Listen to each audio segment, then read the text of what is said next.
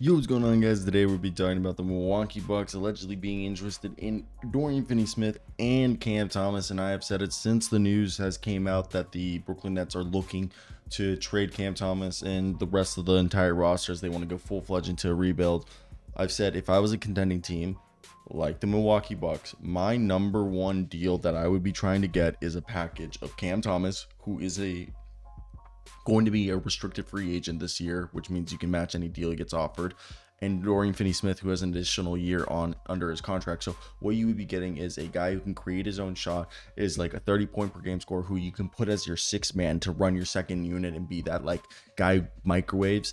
And then you have Dorian Finney-Smith, who can guard the opposing team's best offensive player, guard 1 through 4, and is a decent 3-point shooter and rebounder. So let's get right into today's video. Let's talk about it. I want to hear your guys' thoughts down below. Do you guys agree with me? And just I really do believe that if you are a Milwaukee Bucks fan, it makes the sense. I mean, the Bucks right now are 8-9 to start the season. They're on a 4-game win streak, and they're looking to upgrade this roster. Obviously, Doc Rivers is a guy who's known for his emphasis on defense and likes his leadership. This is a guy who took over the team last year following the departure of Adrian Griffin, and they're riding a 4-game win streak, but still, to start the season, they had inconsistent performances, particularly on defense and rebounding. They need more shooting. They need this roster to look a little bit younger. So why not? Let's go out and try to get, a guy like Dorian Finney-Smith, a guy like Cam Thomas, which you can bring in a package. While the Nets are sitting at 7-10, they're 9th in the Eastern Conference, and under new coach Jordi Fernandez, they're in this transitional phase. Obviously, they have a really good coach, but the recent reports are indicating that Sean Marks and the front office are open to trading most of their players as they're getting ready to rebuild again. And the team stats paint a picture of a squad that's struggling to find its identity on the Nets side, as they're 5th in 3-point shooting percentage, and their defense and rebounding are kind of, their defense 113.9 points per game, and their rebounding, which is the worst in the league, shows that they have holes on their roster. And as Thomas is out here averaging 25 points on 46% shooting, and Dorian Finney-Smith is averaging 11 points, almost 5 rebounds on 41% from 3, shows that these two guys could really be good fits for the Milwaukee Bucks, who need more depth and more offensive consistency. Giannis Antetokounmpo is putting up 32 points and 12 rebounds. You got Damian Lillard averaging 25 points and 7.5 assists. And the rest of the cast kind of has been struggling. Role players like Bobby Portis, who was like a 6-man candidate for the past few years, is only averaging 13 points and 7.6 rebounds, and he hasn't been as efficient as he's been in the years past. Brook Lopez is averaging 12 points and 5 rebounds and 2.5 blocks per game. He's been okay, but like he's really offensively fallen off a cliff, and defensively he does, he's been being exposed a bit more. And this is a team that's middle of the pack in assists per game with 23, and they're one of the worst, if not the worst, offensive rebounding team. So adding a guy like Cam Thomas is going to bring that much needed scoring boost to the second unit, while Dorian Finney-Smith's defensive versatility would help address, having a lockdown guy to stop the points, and help them face their rebounding woes, which is 15th in the league total with 44 rebounds a game. And his contract of $14.9 million fits well with Milwaukee's cap structure, and Cam Thomas is still under a regular rookie contract.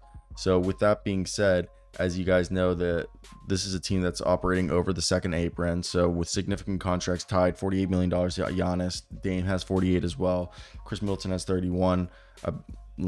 I just want to get those now. I feel like, are those numbers correct? In my head, I feel like those numbers were not correct.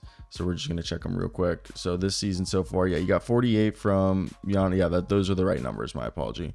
So with that much money, and the only young players you really have are Chris Livingston, AJ Green, Andre Jackson. So you have limited flexibility due to your future draft picks already being sent away, and the tradable assets you have are very limited. So Brooklyn's a rebuilding team that's going to be receptive for whatever draft capital they can get, and the Nets will also look to offload veteran contracts that are expiring to do kind of like what you would say is a better structuring of contracts. So let's go ahead and let's just talk about some of the deals that we could see happen. And I think if we go ahead and just talk about what some of those deals could look like, here they are. And in a deal, I think it becomes a bit so they have 2 trade exceptions. One trade exception is from Robin Lopez, and the other trade exception is from Cameron Payne. So right there, there's a couple deals. So I'm going to put on the screen right here 4 deals that we came up with. I don't know why one of them shows Torian Prince trade exception, so ignore that. Just acknowledge that as like a campaign trade exception. Don't know why I did that, which is like weird in its own right. But the first trade, which you guys probably see on the screen now, which is the Dorian Finney-Smith straight up to Milwaukee for Bobby Portis, a 2nd round pick, and then you would have to use one of the Cameron Payne or Robin Lopez trade exceptions to do that. I personally wouldn't do this because I feel like if you're gonna do this, I feel like at this point because you can't aggregate contracts, you got to figure out a way to get both Dorian Finney-Smith and Cam Thomas if you were going to give up a guy like Bobby Portis or give up a player. So the reason why I think trade package 1 is, unless you're really cool giving up Bobby Portis, then I think that's the big question. So here's trade package 3. We got Dorian Finney-Smith and Cam Thomas for Bobby Portis, AJ Green, and Andre Jackson, a 1st round pick and a 2nd round pick. The problem here is, from my understanding, is you can't aggregate contracts. So this deal, hypothetically, as easy as it would be, you couldn't do it due to the fact that the contracts are being aggregated. Same thing with like an AJ Green, DeLon Wright right here. Plus, you would have to wait for DeLon Wright to become trade eligible. So that's the problem when you're looking at these deals. As I've said before, you can't just go ahead and do a deal that you think is going to go and be easy, because there isn't an easy deal.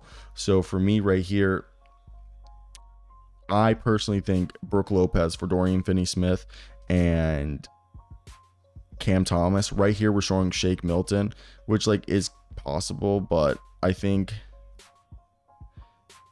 would be like the easiest. And I don't even know if did these even switch? Yeah, here.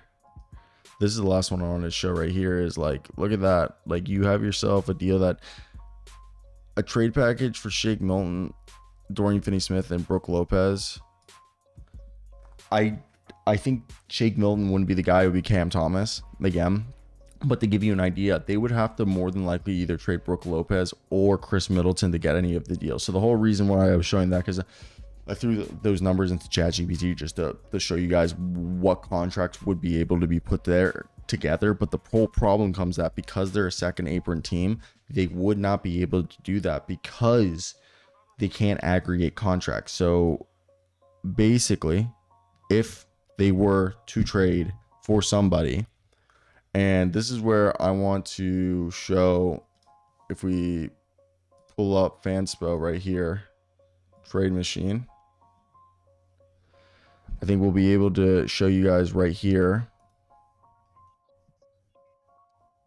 a deal that would look like, because again, I wanted to show you guys just putting those numbers in, just taking quick screenshots off of what we were able to just throw in ChatGPT just to visualize what we wanted, to explain to you guys that you can't just throw these numbers together. You got to actually make it so players cannot be aggregated and traded. And I think now that we go into Fanspo, it's going to have to either be a Brook Lopez or a Chris Middleton trade.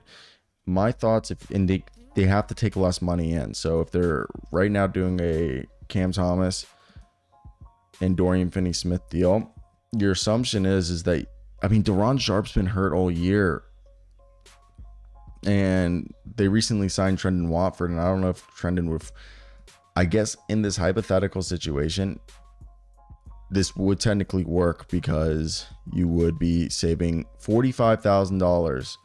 Okay. But that's the only way that I see something like this going down. Let me hear your thoughts. That's it for me.